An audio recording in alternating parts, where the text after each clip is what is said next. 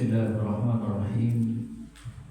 Innal hamdalillah nahmaduhu wa nasta'inuhu wa nastaghfiruh wa na'udzu billahi min shururi anfusina wa min sayyiati a'malina. May yahdihillahu fala mudilla lahu wa may yudlilhu fala hadiya lahu. Asyhadu an la ilaha illallah wahdahu la syarika lahu wa asyhadu anna Muhammadan 'abduhu wa rasuluh. Allahumma salli ala Muhammad wa ala ali Muhammad. Amma ba'du. Ya ayyuhalladzina amanu taqullaha wa la tanzur nafsum ma qaddamat lighad. Wattaqullaha innallaha khabirun bima ta'malun. Marilah kita lanjutkan pembahasan kitab Al-Arba'un An-Nawawiyah, Al-Arba'un fi sifati sholatin Nabi, 40 hadis yang membahas tentang sifat sholat Nabi Sallallahu Alaihi Wasallam. Kalau kita baca, ini disebutkan ka'anna kataroha, seakan-akan kita melihat Nabi Sallallahu Alaihi Wasallam sholat. Pembahasan terakhir kita sudah sampai pada pembahasan tentang isti'adzah fi tasyahhudil akhir, yaitu memohon perlindungan kepada Allah Subhanahu wa taala pada saat tasyahhud akhir. Kemarin sudah kita bahas hadis yang pertama dan kedua,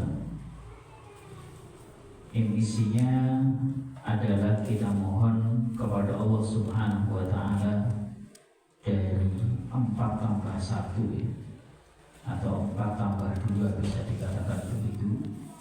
Yang pertama, kita berlindung kepada Allah Subhanahu wa taala dari siksa neraka jahanam.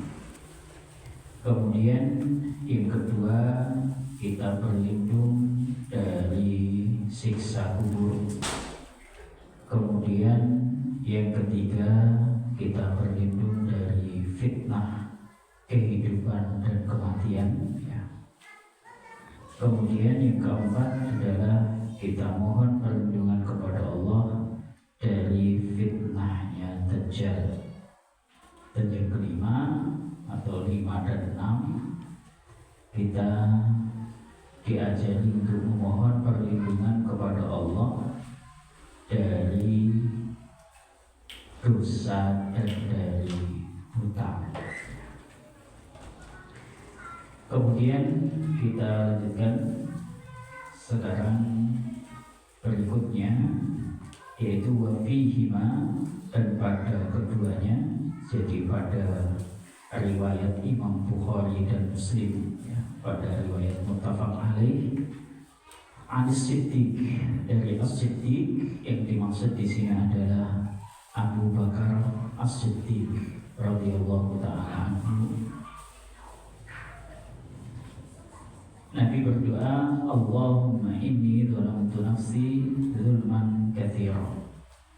Lengkap hadis ini sebenarnya adalah ketika itu Abu Bakar As-Siddiq berkata kepada Rasulullah Sallallahu Alaihi Wasallam, atau meminta kepada beliau supaya mengajarkan suatu doa yang dibaca di dalam sholat.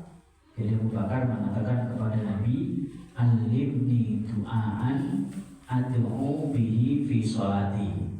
Ajarkan kepadaku satu doa yang aku baca di dalam sholatku. Nah, kemudian Nabi mengajarkan ini, Allahumma inni dzalamtu nafsi dzulman katsira. Allahumma ya Allah, ini sesungguhnya aku telah mendolimi nafsi diriku, dzulman dengan kezaliman, katsiran yang banyak. Di riwayat yang lain itu disebutkan bukan kathiron tapi kabiron. Allahumma inni dzalamtu nafsi dzulman kabira.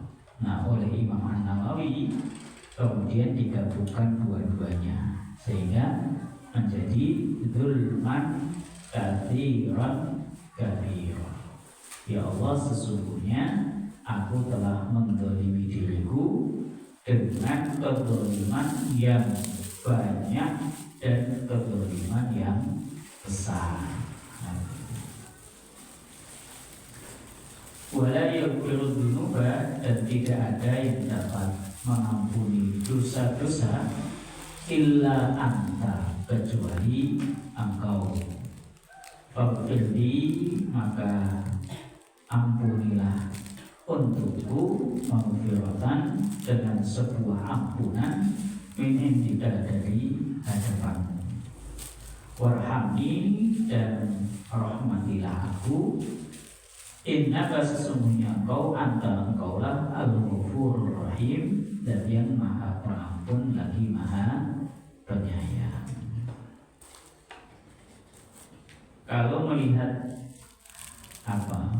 sebab hadis ini, sebagaimana yang saya sampaikan di awal tadi, bahwa Abu Bakar As-Siddiq meminta kepada Rasulullah supaya diajari doa yang dibaca di dalam sholat. Sedangkan dalam pembahasan kita ini, hadis ini diletakkan dalam doa pada saat tasyahud, sehingga mengisyaratkan bahwa doa ini diantaranya bisa dibaca pada saat tasyahud, gitu. Walaupun bisa juga dibaca di tempat yang lain, artinya tidak pada saat tasyahud. Misalnya pada saat sujud, ya. Rasulullah SAW bersabda, aqrabu ma yakunul abdu min rabbih wa huwa sajidun fa'akthiru fihi du'a faqaminun an yustajaba lakum. Paling dekatnya seorang hamba kepada Allah Subhanahu wa taala, kepada pemeliharanya, itu adalah ketika sujud. Maka kalian perbanyaklah sujud, perbanyaklah doa. Fa'akthiru fihi du'a, kalian perbanyaklah doa pada saat sujud itu. Faqaminun an yustajaba lakum, maka pasti akan dikabulkan untuk kalian. Ya, pada prinsipnya, sebagaimana juga pembahasan yang sudah kita bahas pada kesempatan sebelumnya, ya, pada saat sholat itu banyak tempat-tempat yang bisa digunakan untuk berdoa. Nah, lantas kita memilih yang mana? Ya, kita memilih yang longgar saja. Sebab kadang-kala kita ini posisinya sebagai makmum yang bermakmum dengan imam yang sholatnya cepat, gitu. Sehingga kadang-kala kita baca bacaan sholat saja, gitu, yang mestinya sunnahnya adalah 3 kali, kita hanya sempat baca 1 kali, gitu. Lalu bagaimana? Ya kalau memang tidak ada kesempatan untuk itu, ya dilewatkan, nggak apa-apa. Ini adalah sunnah, gitu. Nah, terus kapan kita bisa mengamalkannya? Ya mungkin pada saat kita sholat sendiri, ya mungkin di sholat malam yang waktunya lebih longgar, atau di sholat duha, gitu, kita baca doa-doa itu, atau kita amalkan ketika kita sholat berjamaah di belakang imam yang berdirinya, rukuknya, iktidalnya, sujudnya, bacaannya panjang. Jadi minimal jemaah rahimahullah, hadis-hadis seperti ini kita amalkan sekali, minimal begitu. Saya doa-doa ini tadi, gitu ya. Jadi ya minimal kita pernah mengamalkannya sekali. Syukur-syukur kita bisa mengamalkannya secara rutin. Supaya apa ya? Supaya ketika kita ditanya oleh Allah Subhanahu wa taala tentang apa yang sudah kita amalkan dari ilmu yang sudah Allah berikan kepada kita bisa jawab, saya sudah pernah amalkan sekali. Semoga ini bisa dibaca pada saat tasyahud akhir, bisa dibaca pada saat yang lain, gitu ya. Tapi kalau berdasarkan bab ini, maka ini diletakkan dalam bab doa pada saat tasyahud. Nah, kemudian jamaah rahimakumullah, dalam hadis ini disebutkan faghfirli maghfiratan min indika. Ya, kita mohon kepada Allah ampunan. Nah, ini didasari apa? Didasari pengakuan kita wala yaghfiru dzunuba illa anta. Tidak ada yang dapat mengampuni dosa kecuali Engkau. Nah, disebutkan di dalam riwayat yang lain bahwa Allah Subhanahu wa ta'ala itu terheran-heran dengan ucapan hamba seperti ini. Artinya ketika kita membaca doa ini merupakan satu doa yang sangat membuat Allah Subhanahu wa ta'ala senang. Disebutkan dalam riwayat itu, innallaha la ya'jabu minal 'abdi. Allah itu sungguh terheran-heran terhadap seorang hamba. Maksudnya Allah itu senang kepada seorang hamba tatkala dia mengatakan la ilaha illa anta inni qad zalamtu nafsi faghfirli dzunubi innahu la yaghfiru dzunuba illa anta. Tidak ada sesembahan kecuali Engkau ya Allah. Sesungguhnya aku ini telah menzalimi diriku, maka ampuni aku, ampuni segala dosa-dosaku. Innahu la yaghfiru dzunuba illa anta. Karena tidak ada yang dapat mengampuni dosa-dosa kecuali Engkau.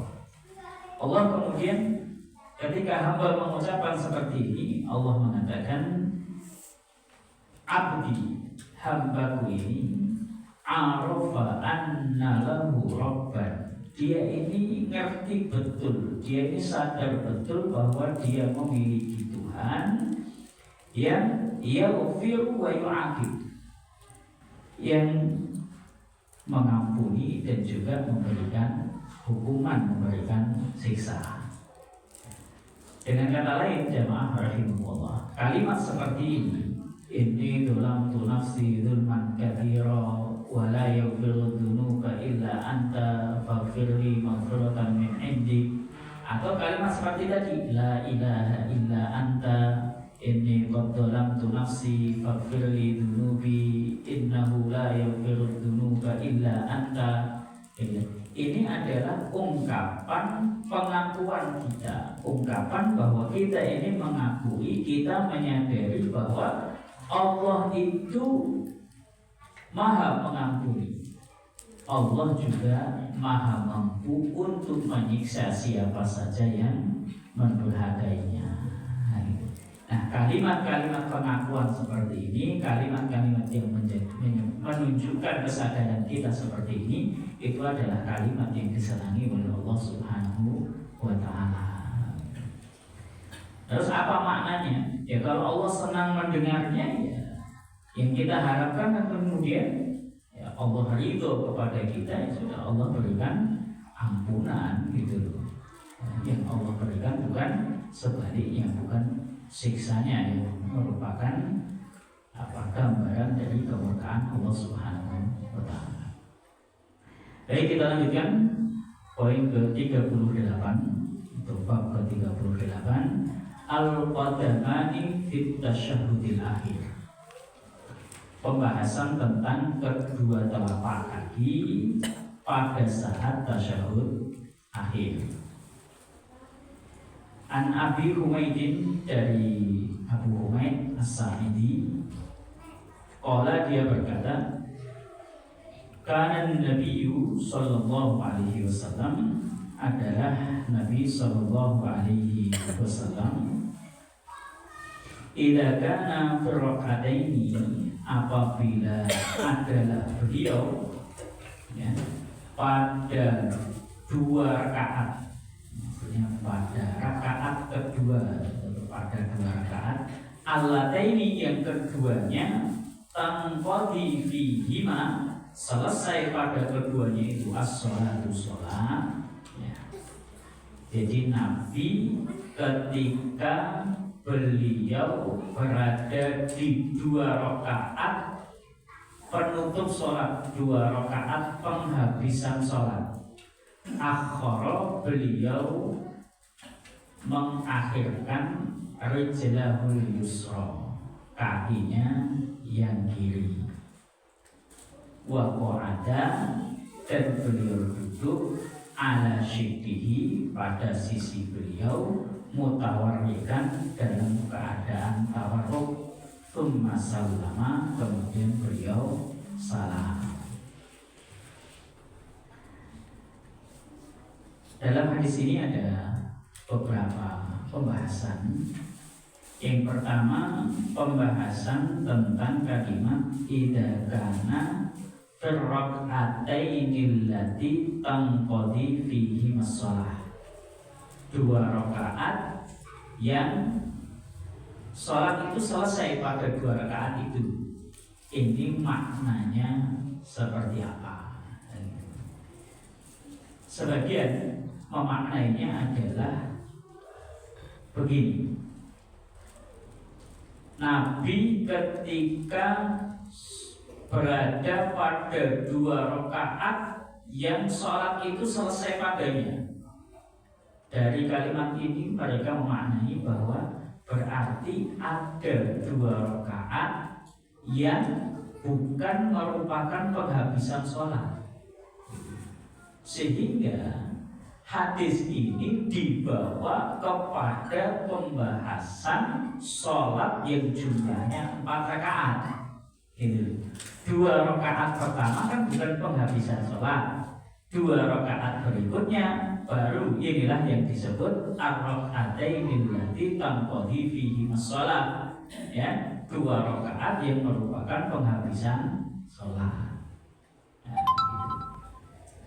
Dengan pemahaman seperti itu, akhirnya mereka berpendapat bahwa ketika sholat itu hanya 2 rakaat, maka duduk tasyahudnya ketika mau selesai itu, ya, tasyahud akhir atau tasyahud awal lagi. Seperti kalimat ini, tasyahud akhir, tasyahud akhir berarti ada tasyahud awal lagi gitu. Nah, kembali kepada pembahasan ini, kalau ada 2 rakaat penutup berarti ada 2 rakaat yang bukan penutup. Sehingga ketika sholat itu bukan 4 rakaat, sholatnya 2 rakaat, maka duduknya bukan duduk tawarruk, tapi duduk iftiras. Inilah yang disebut dengan fikih. Memahami hadis itu begitu. Tapi yang lain memahaminya lain. Jadi pemahaman. Pemahaman yang kedua bagaimana? Pemahaman yang kedua adalah bahwa sama hadis dari hadis ini. Ar-raka'atainil lati tanqadi fihi as-shalah. 2 rakaat yang merupakan penghabisan sholat. Jadi nek sholat 2 rakaat kan terus sholat subuh misalnya, gitu. Itu kan terus duduknya duduk untuk mengakhiri sholat, gitu. Berarti kalau 2 rakaat duduknya duduk tawarruk, gitu. Kenapa? Karena 2 rakaat ini dengan 2 rakaat ini sholat kemudian berakhir, gitu. Imam An-Nasai di dalam kitab Sunan beliau, ini kan riwayat Imam An-Nasai, Rawahun Nasai. Hadis ini diriwayatkan oleh Imam An-Nasai. Imam An-Nasai di dalam kitab Sunan beliau itu menulis bab babu sifatil julus firraqatainil lati tanqadi fihas shalah. Bab tentang sifat duduk atau cara duduk pada rakaat yang merupakan penghabisan sholat. Sehingga dari bab ini Imam An-Nasai bisa dibaca pemahaman beliau bahwa maksudnya adalah pokoknya sholat yang 2 rakaat kemudian mau diakhiri ya duduk tasyahudnya, maka duduk tawarruk, bukan duduk iftiras, sebagaimana pendapat Imam Asy-Syafi'i. Imam Asy-Syafi'i itu pendapatnya apa? Anna kulla julusin yaqibuhu salamun, bahwa setiap duduk yang kemudian diikuti dengan salam, fa innahu yatawarrahu fihi, maka dia duduk tawarruk. Begitu ya. Atau dengan kata lain, jamaah rahimahullah, ringkasnya, di antara ulama yang berpendapat bahwa pada sholat 2 rakaat itu duduk tasyahudnya adalah dengan duduk tawarruk, di antaranya adalah Imam An-Nasai, juga Imam Asy-Syafi'i. Itu ringkasnya begitu.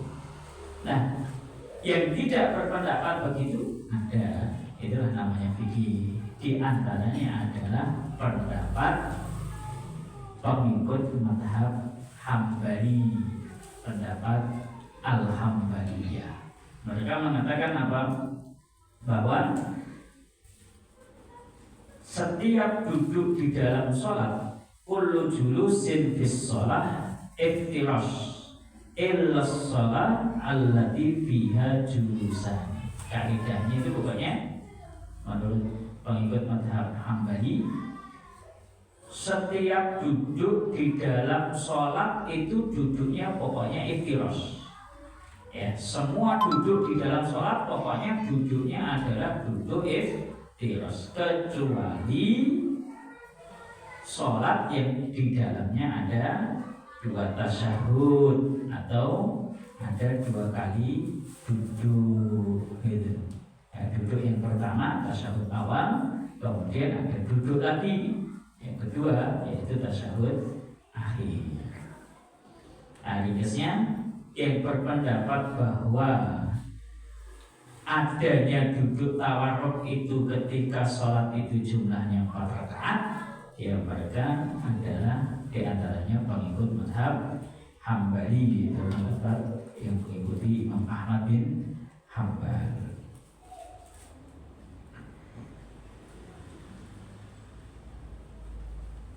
Kalau kita melihat di hadis berikutnya, ya memang lebih masuk akal atau bisa dikatakan lebih kuat yang berpendapat bahwa duduk tawarruk itu ketika sholatnya 4 rakaat, ketika sholatnya 2 rakaat maka tidak duduk tawarruk, tapi duduknya adalah iftirash. Tapi itu fikih. Bukan berarti kemudian pendapat Imam An-Nasai, pendapat Imam Asy-Syafi'i salah, tidak gitu. Karena fikih itu istihadi ya. Sudah dipelajari, mereka kemudian sudah menguasai banyak hal itu ya. Kemudian mereka beristihad bahwa ya begini.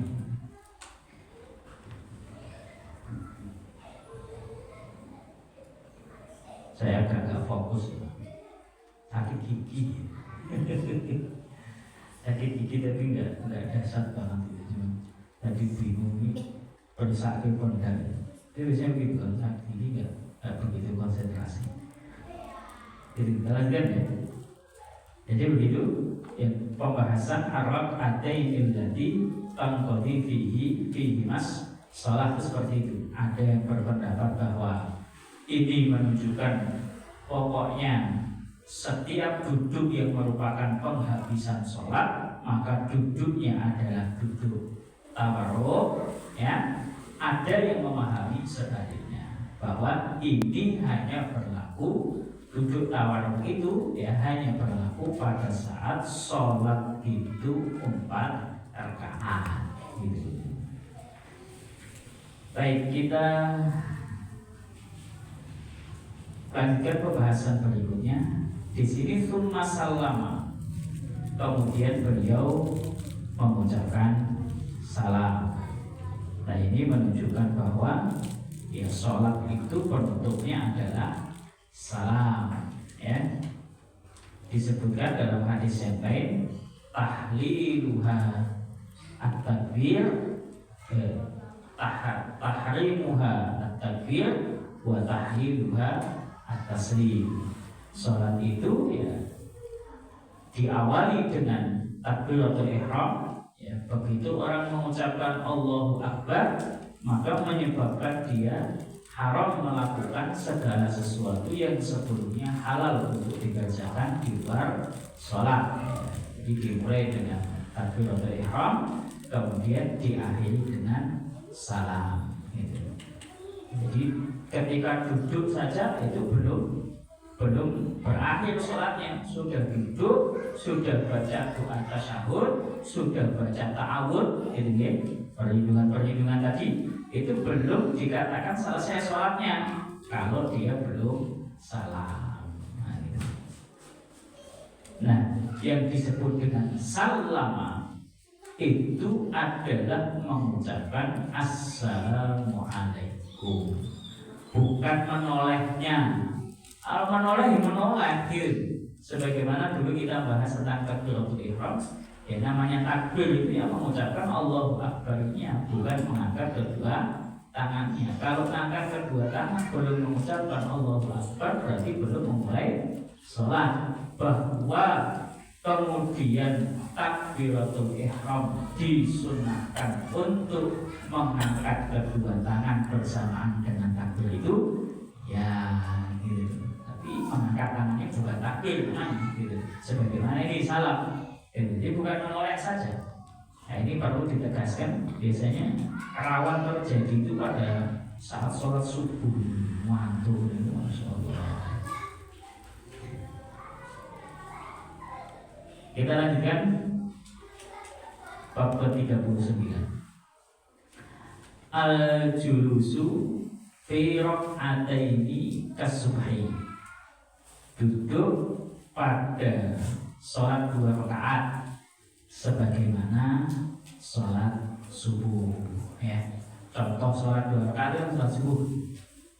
An Aisyah, dari Aisyah dia berkata, karena Rasulullah sallallahu alaihi wasallam adalah Rasulullah sallallahu alaihi wasallam yaqulu, beliau berkata, fi kulli rak'ataini, pada setiap 2 rakaat, at-tahiyyata, at-tahiyyah.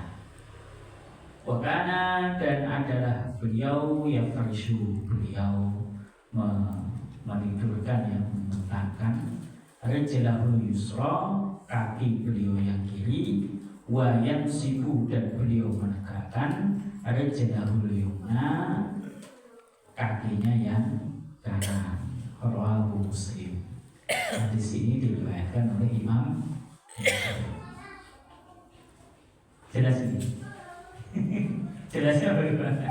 Tadi kan saya sudah menyinggung bahwa kalau kita lihat hadis berikutnya, ya memang sepertinya lebih kuat yang berpendapat bahwa duduk tawarruk itu berlaku ketika sholatnya 4 rakaat. Ketika sholatnya 2 rakaat, maka duduknya adalah duduk iftirash. Di antara dalil yang menguatkan itu adalah hadis riwayat Imam Muslim ini, gitu.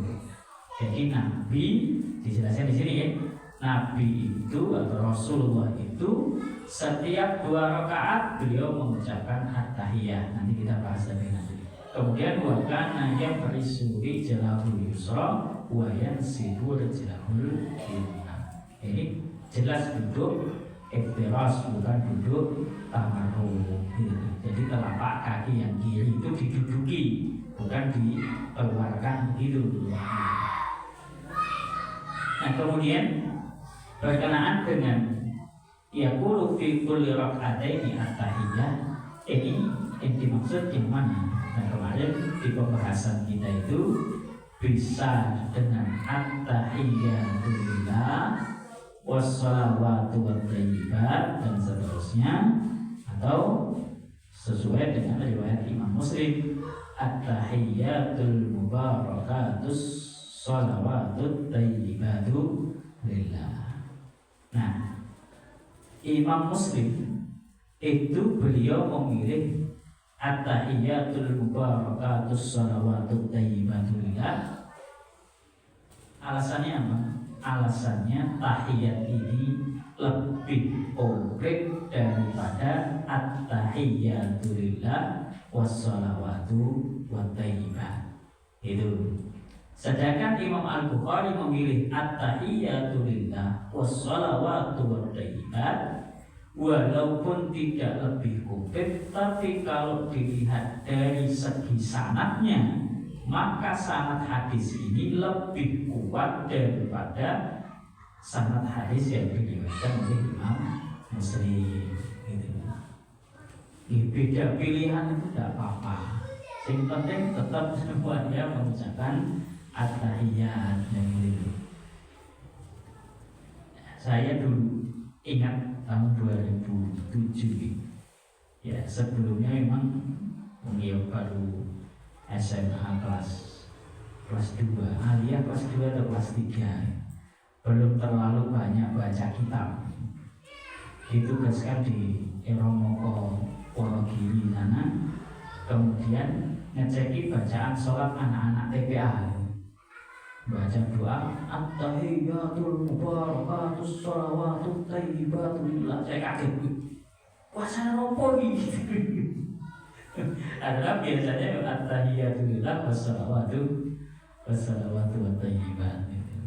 Ya memang sana kebetulan lebih dominan saudara-saudara kita dari Muhammadiyah, buku pegangannya juga seperti itu. Saya tadi biasanya ini riwayat begitu. Ternyata memang riwayat Imam Muslim. Nah maka kita pilih salah satu saja ya. Tapi yang penting pokoknya setiap 2 rakaat itu Nabi SAW membaca at-tahiyyat. Hadis semacam ini ya memang kita memaknainya sesuai dengan yang dijelaskan oleh para ulama bagaimana maknanya. Apakah kemudian nanti disertai dengan doa ta'awud atau tidak? Nah, itu menurut para ulama ya pada prinsipnya semuanya boleh. Ya, misalnya kalau ini kan fi kulli raka'ataini at-tahiyyah. Saya di sholat 4 rakaat, kita baca tasyahud awal sudah selesai, ternyata imam masih belum berdiri. Nah, para ulama mengatakan boleh kemudian juga kita membaca doa ta'awud pada tasyahud awal. Kenapa? Karena asal hukumnya doa di dalam sholat itu diperbolehkan. Nah, gitu. Kemudian kita lanjutkan hadis ke-40. Mudah-mudahan ini bisa kita selesaikan malam ini. Nyandak pada waktunya. Lafaz taslim, lafaz salam, ya, lafaz ucapan salam itu bunyinya bagaimana? An Alqamah bin Wa'il, dari Alqamah bin Wa'il, an abihi, dari bapaknya. Qala, dia berkata, setelah itu aku pernah sholat ma'an Nabi sallallahu alaihi wasallam, bersama Nabi sallallahu alaihi wasallam. Fakana, maka beliau yusallimu, beliau mengucapkan salam an yaminihi, di sebelah kanan beliau, assalamualaikum warahmatullahi wabarakatuh. Nah, kalimat salam ini adalah kalimat salam yang paling sempurna, ya. Assalamualaikum warahmatullahi wabarakatuh itu diucapkan ketika beliau menoleh ke sebelah kanan. Wa an shimalihi, dan beliau mengucapkan salam ke sebelah kiri beliau, assalamualaikum warahmatullahi. Rawahu Abu Dawud. Hadis ini diriwayatkan oleh Imam Abu Dawud. Ya, di sebagian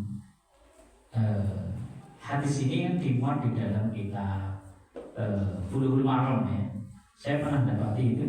Jadi di Bulughul Maram, sama-sama Bulughul Maram, yang satu itu di bagian akhir ini wa an shimalihi assalamualaikum warahmatullahi wabarakatuh. Sebagaimana ketika beliau mengucapkan ke sebelah kanan. Tapi di naskah Bulughul Maram yang lain itu sampai Assalamualaikum warahmatullah. Nah, ketika dicek memang ya di naskahnya Abu Dawud ya memang ada dua versi. Tapi yang kuat adalah sampai kalimat warahmatullah saja gitu.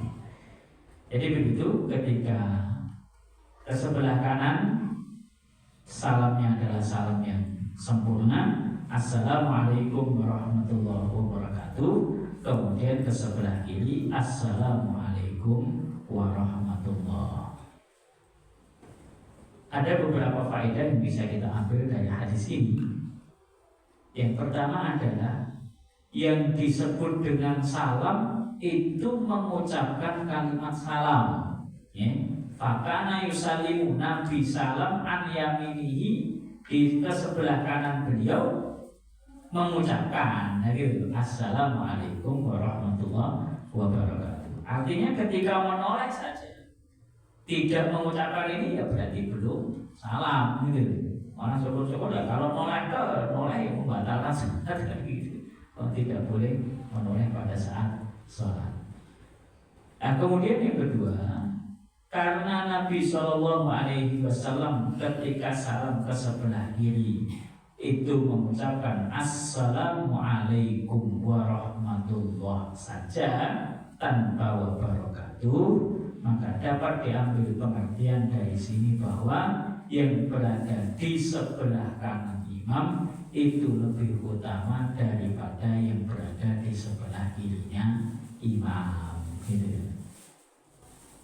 Karena kalau dalam pembahasan saf sholat, saf pertama lebih utama dari saf yang di belakangnya, kan gitu. Nah, dari saf pertama ini yang paling utama yang mana? Yang di sebelah kanan imam, gitu. Berarti boleh Ustaz, yang sebelah kanan imam terus itu boleh saja. Kalau di kalangan para sahabat kan juga begitu. Jadi ada yang ashabul yamin, pokoknya Nabi sholat ngangkuno terus gitu. Sehingga Nabi SAW ketika sahabat yang biasa sholat di sebelah kanan beliau ini nggak ada gitu, beliau bisa mendeteksi orangnya ini biasa lagi lewat gitu. Ternyata didapati sakit, kemudian beliau menjenguk dan sebagainya. Kita lanjutkan buat Aisyah, dari Aisyah an Rasulullah SAW bahwasanya Rasulullah SAW karena yusallim adalah beliau mengucapkan salam fis sholati, di dalam sholat taslimatan wahidatan, satu kali salam, tilqa wajhihi, di hadapan beliau, maksudnya Nabi mengucapkannya di depan gitu. Tsumma yaqilu, kemudian beliau condong ila syiqqil ayman, ke sisi yang kanan, syai'an sedikit. Rawahu Tirmidzi, hadis ini diriwayatkan oleh Imam At-Tirmidzi. Qala Syafi'i, Imam Asy-Syafi'i berkata, insya'a, jika dia menghendaki, salama taslimatan wahidatan, mengucapkan salam satu kali salam. Wa insya'a, dan jika dia menghendaki, salama taslimata ini, dia mengucapkan dua kali salam. Itu. Terus bagaimana? Ya, ini kan ada dua hadis ya. Yang pertama riwayat Imam Abu Dawud, dan yang kedua riwayat Imam At-Tirmidzi. Ringkasnya riwayat Imam Abu Dawud menjelaskan bahwa Nabi salamnya dua kali, salam ke kanan dan salam ke kiri. Riwayat Imam At-Tirmidzi menjelaskan bahwa Nabi salam satu kali, salamnya salam ke depan. Assalamualaikum warahmatullahi wabarakatuh. Terus noleh sedikit ke kanan. Itu. Nah, konon jamaah rahimakumullah, yang lebih kuat itu adalah yang menjelaskan bahwa Nabi SAW salamnya dua kali, dan itulah yang banyak diamalkan oleh para ahli ilmu gitu. Yang banyak diamalkan itu berarti menunjukkan bahwa itu yang lebih kuat daripada salam hanya satu kali salam. Nah, sebagian yang lain memaknainya bahwa salam satu kali itu dilakukannya adalah pada sholat-sholat maktubah, pada sholat-sholat wajib. Tapi kalau pada sholat selain sholat wajib maka salamnya 2 kali. Nah, ringkasnya boleh salam 2 kali, boleh salam 1 kali gitu. Kalau salamnya 2 kali berarti menolehnya ke kanan dan ke kiri, sebagaimana nanti di pembahasan berikutnya di pembahasan 41.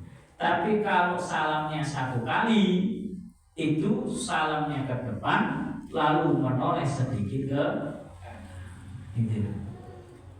Bukan dicampur Assalamualaikum warahmatullahi wabarakatuh sudah. Nah, ini keliru kabeh. Kalau salamnya 1 kali ya sesuai dengan tadi, salamnya ke depan gitu. Terus menoleh sedikit ke kanan. Ya, gitu. Kalau salam 2 kali, nah menoleh kanan, ke kanan dan ke kiri, sebagaimana kita bahas pada hadis berikutnya. Kita baca nih, al-iltifat fit taslim, menoleh pada saat salam. Ini dibedakan ya. Jadi memang ucapan salam berbeda dengan menoleh bab sendiri, gitu. Ada pembahasannya sendiri. Maka sekali lagi, menoleh itu bukan salam, salam disertai dengan menoleh gitu. An Abdillah dari Abdullah, biasanya begini, ini adalah Abdullah bin Umar. Anan Nabiya, bahwasanya Nabi Sallallahu Alaihi Wasallam kana yusallimu an yaminihi wa an shimalihi. Dia itu salam ke kanan dan ke kiri. Hatta sampai yuro terlihat bayadu khaddihi, putihnya pipi beliau. Beliau mengucapkan Assalamualaikum warahmatullah, Assalamualaikum warahmatullah. Beda dengan tadi ya.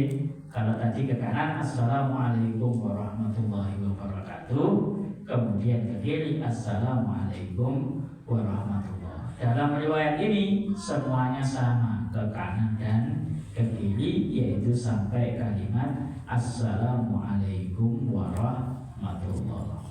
Yang tidak tepat, ya, tidak disebutkan dalam hadis, maksud saya ini ke kanan Assalamualaikum warahmatullahi wabarakatuh, ke kiri Assalamualaikum warahmatullahi wabarakatuh. Jadi monggo nanti pilih yang mana. Nah, pembahasan pada poin 41 ini ya, titik beratnya adalah hatta yura bayadu khaddihi. Berarti menolehnya itu bukan menoleh sedikit, tapi menolehnya sekali ya, banget, sampai makmum yang di belakang itu apa? Melihat pipinya imam. Kalau dalam hadis ini melihat pipinya Rasulullah Shallallahu Alaihi Wasallam. Bab terakhir, bab dzikri wa doa pada shalah, bab dzikir dan doa sesudah sholat. An Thawbana, dari Thawban, qala, dia berkata, karena Rasulullah Shallallahu Alaihi Wasallam, adalah Rasulullah Sallallahu Alaihi Wasallam. Biasanya kalau kana berdiri menunjukkan kebiasaan nih. Jadi tidak saya sebutkan. Kalau di hadis sebelumnya tadi kana yusallim, ini adalah kebiasaan beliau. Biasanya maknanya begitu. Karena Rasulullah SAW adalah kebiasaan Rasulullah itu idan sarafa min salatihi, apabila beliau selesai dari sholatnya istighfar salatan, beliau beristighfar 3 kali. Kalimat istighfar minimal ya astagfirullah, astagfirullah, astagfirullah. Boleh dengan kalimat istighfar yang lebih panjang, astagfirullahaladzim, astagfirullahaladzim, astagfirullahaladzim. Atau yang lebih panjang lagi, astaghfirullahaladzim alladzi la ilaha illa huwal hayyul qayyum wa atubu ilaihi gitu. Jadi Nabi pokoknya begitu selesai dari sholat, yang pertama kali beliau ucapkan adalah kalimat istighfar. Beliau membaca istighfar 3 kali. Waqala, dan beliau berkata, Allahumma ya Allah, antas salam, engkaulah yang maha memberikan keselamatan, selamat. Ketika dan darimu assalam, keselamatan itu. Tabarakta, engkau maha barokah, dzal jalal wahidat, yang memiliki keagungan, wal ikram, dan kemuliaan. Al-Walid mengatakan, Qultul Auza'i, aku mengatakan kepada Al-Auza'i, kaifal istighfar, bagaimana istighfar itu? Qala, Al-Auza'i mengatakan, taqulu, engkau mengatakan astaghfirullah, astaghfirullah. Rawahu Muslim, hadis ini diriwayatkan oleh Imam Muslim. Jadi minimal istighfar itu dengan kalimat yang pendek ini, astaghfirullah, astaghfirullah, astaghfirullah. Kemudian hadis berikutnya, An Ibni Abbasin qala Rasulullah sallallahu alaihi wasallam, atani lailata Rabbi tabaraka wa ta'ala fi ahsani suratin. Ya, atani, mendatangiku alailah, pada malam ini, ya, Rabbi pemeliharaku tabaraka wa ta'ala fi ahsani surah, pada sebaik-baik bentuk.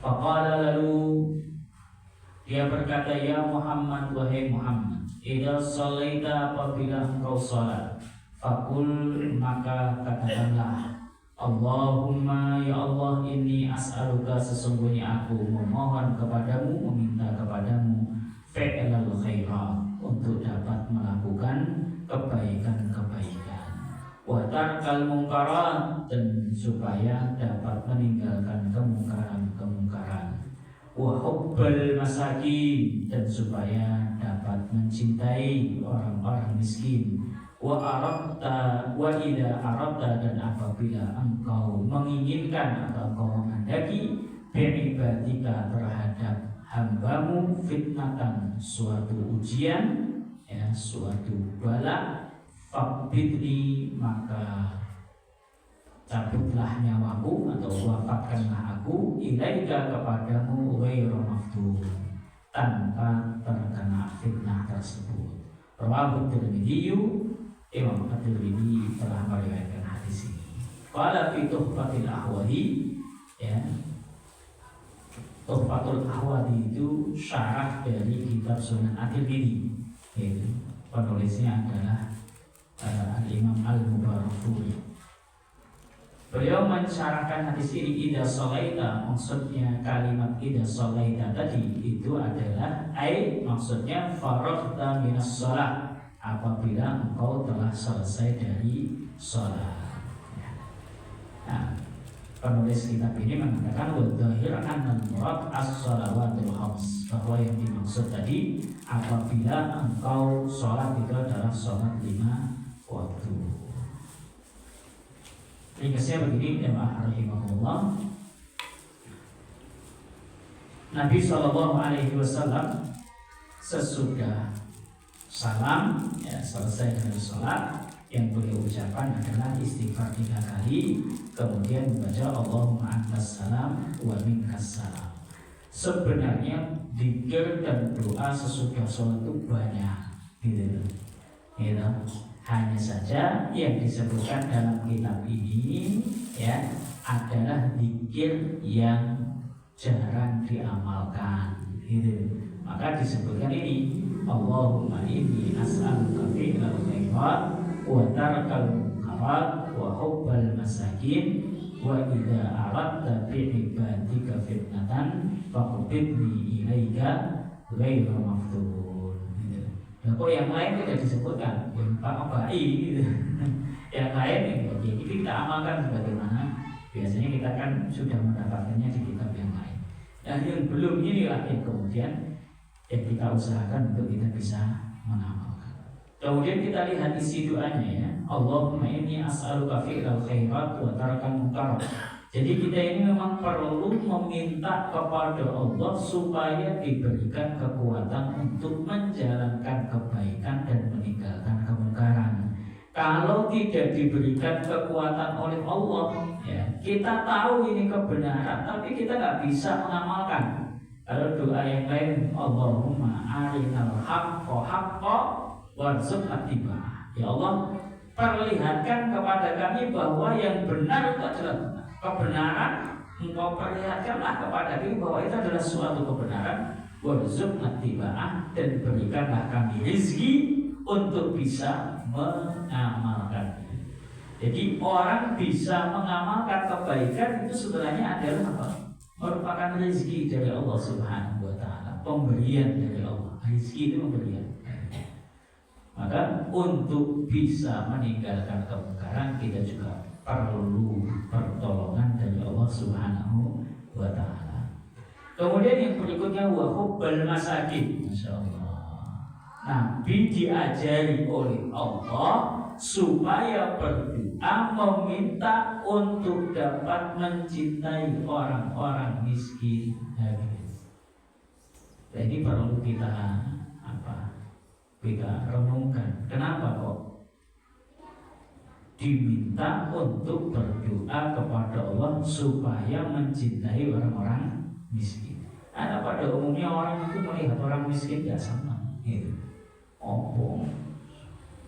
Urusan doa, repoti dan lain sebagainya. Padahal pada mereka itu kan pertolongan Allah Subhanahu wa Ta'ala.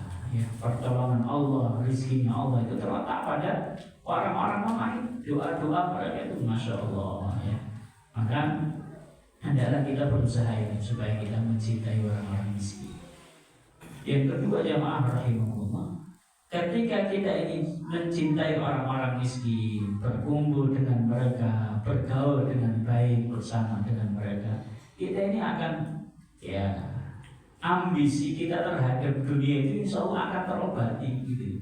Kita nggak akan terlalu rakus mengejar dunia. Ya cukup dengan apa yang ada, karena kita terbiasa melihat kepada yang di bawah kita, gitu. Tapi kalau kita terbiasa melihat kepada yang lebih di atas kita, wah, Masya Allah, diajak ngaji mesti angel, diajak amal soleh angel, diajak sedekah angel. Kalau kita terbiasa melihat kepada yang lebih rendah daripada kita, terbiasa bergaul dengan orang-orang miskin, Masya Allah, kita jadi tahu ternyata jadi mungsumono ya cukup, ya surip, ya gitu dan lain sebagainya, gitu. Nah kemudian yang terakhir, wa idza aradta bi ibadika fitnatan faqbidni ilaika ghairu maftun. Kemarin sudah kita bahas pada saat kita membahas tentang fitnatil mahya wal mamat. Yang disebut dengan fitnah itu adalah suatu ujian, suatu mungkin bisa dikatakan musibah atau sesuatu yang menyebabkan kita ini ya meninggalkan agama ini atau kita menjadi lebih jauh dari kebenaran. Itu yang disebut dengan fitnah. Nah, maka kita mohon kepada Allah dalam doa ini ketika Allah menghendaki menurunkan sebuah ujian kepada para hambanya, kita mohon kepada Allah supaya kita diwafatkan dalam keadaan tidak terkena fitnah itu. Artinya kita minta diwafatkan oleh Allah dalam keadaan agama kita selamat, tidak terkena musibah agama kita ini. Kalau di dalam doa yang lain itu kan apa? Wala taj'al musibatana fi dinina. Janganlah engkau jadikan musibah itu ternyata berkenaan dengan urusan agama. Kalau kebanyakan orang mereka melihat bahwa musibah itu ya berupa sakit, kecelakaan, segala sesuatu yang sifatnya fisik, segala sesuatu yang sifatnya zahir. Padahal musibah terbesar itu adalah musibah dalam soal ketika nggak bisa ngaji, musibah besar. Ketika misalnya tertidur sehingga tidak bisa ikut sholat jamaah, itulah musibah, gitu. Bukan orang yang tidak pernah sakit, orang yang tidak pernah kekurangan, bukan, gitu. Itu bukan tidak pernah terkena musibah. tidak pernah sakit, tidak pernah kekurangan, tidak pernah kecelakaan, tidak pernah tertimpa hal yang buruk, tetapi dia tidak pernah bisa salat berjamaah, maka sesungguhnya dia telah tertimpa musibah yang besar. Karena musibah itu menimpa dalam urusan agamanya. Nah ini kita minta perlindungan kepada Allah Subhanahu wa Ta'ala. Kalau musibah dunia semuanya berakhir sudah. Dunia ini berakhir sudah musibah itu. Tapi kalau musibah tentang din, dunia ini sudah berakhir, musibahnya masih berlanjut sampai di akhir sana. Efeknya itu seperti itu. Baik, dengan demikian sudah selesai ya pembahasan kita pada kitab Al-Arba'un fi Sifati Sholatin Nabi. Semoga nanti untuk pertemuan selanjutnya mungkin bisa kita musyawarahkan lagi ya, kita mau menggunakan kitab ini judulnya apa. Sebelum saya akhiri, barangkali ada beberapa penjelasan yang kurang jelas atau mungkin ada sesuatu yang ingin ditanyakan. Kalau ada saya bisa lagi. Imam di masjid daerah saya itu pakai bahan yang berbeda yang dalam suku sampai tidak pakai ayat kanan letaknya terakhir tapi iya dulunya ikhtiras nih.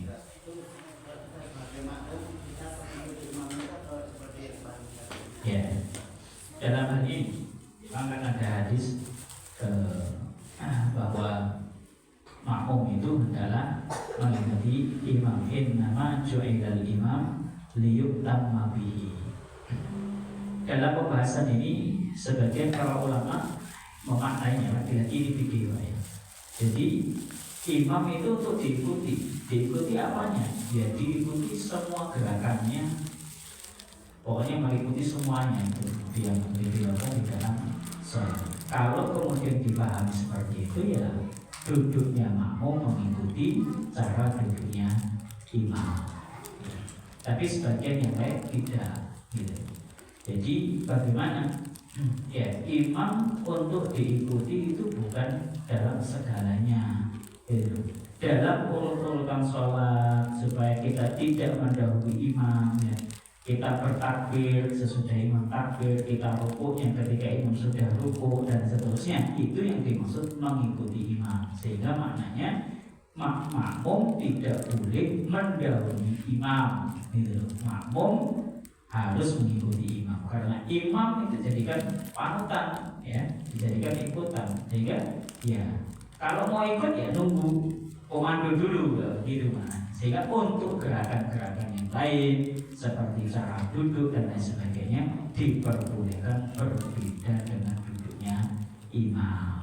Ya, termasuk diantaranya adalah ketika kita makmum masbuk. Nah, duduknya piye? Ya, satu boleh mengikuti duduknya imam. Boleh juga ya tinggal kita di posisi mana gitu loh. Termasuk juga nanti bacaan tasyahudnya. Kita makmum masbuk ya, imam di rakaat yang keempat gitu. Terus kita tasyahudnya ini pakai ta'awud atau tidak gitu kan. Disunahkannya baca ta'awud itu adalah di tasyahud akhir, walaupun diperbolehkan juga dibaca di tasyahud awal gitu ya. Itu di situ ada kebebasan gitu ya. Jadi boleh ya mengikuti imam keseluruhan ya. Jadi karena imam duduknya duduk tasyahud akhir ya kita imam duduknya tawarruk, begitu kita duduk tawarruk ya. Imam sudah rakaat terakhir kita baru rakaat awal. Jadi karena kita mengikuti imam ya berarti mengikuti gerakannya dan juga mengikuti bacaannya gitu. Artinya kita juga membaca tasyahud akhir. Nah sebagian mengatakan ya dalam hari ini duduk kita bukan duduk tawarruk, tapi duduk kita adalah duduk ikhtiras. Kenapa? Nah, karena kita belum tasyahud akhir kok gitu. Pada prinsipnya dalam hal ini ada kelonggaran, ini ada kelonggaran. Yang terpenting adalah ketika kita memilih ini kita tahu dasarnya ini, gitu loh. Bukan karena dasar kebingungan. Itu yang terpenting begitu karena ya kita akan dimintai pertanggungjawaban oleh Allah Subhanahu wa Ta'ala atas apa yang kita perbuat. Nah, enaknya kita ngaji itu begini. Ya.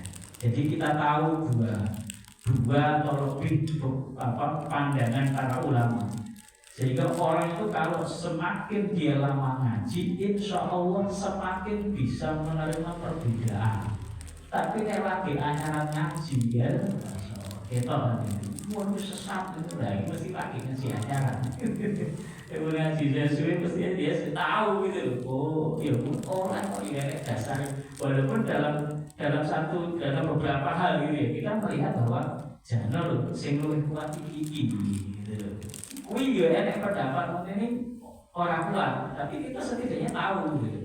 Orang itu kan diberikan kebebasan untuk beramal sesuai dengan ilmu yang dia peroleh gitu. Kita tidak memaksakan begitu, kudu ini ya gitu.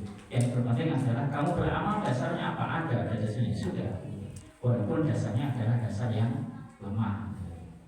Nah, kita tidak memilih itu boleh saja, karena saya melihat itu dasarnya lemah, saya memilih dasarnya yang lebih kuat, ya tidak apa-apa gitu. Tapi yang terpenting bukan kemudian kita menganggap bahwa itu adalah salah, tidak. Tapi apa? Kita menghargai, ya, karena bisa jadi, ya maaf warahmatullah, yang ternyata kita lihat atau mungkin kita dapatkan ilmu bahwa dasar yang dia pakai adalah lemah, itu ternyata juga memang benar. Nabi Shallallahu Alaihi Wasallam pernah menyampaikannya.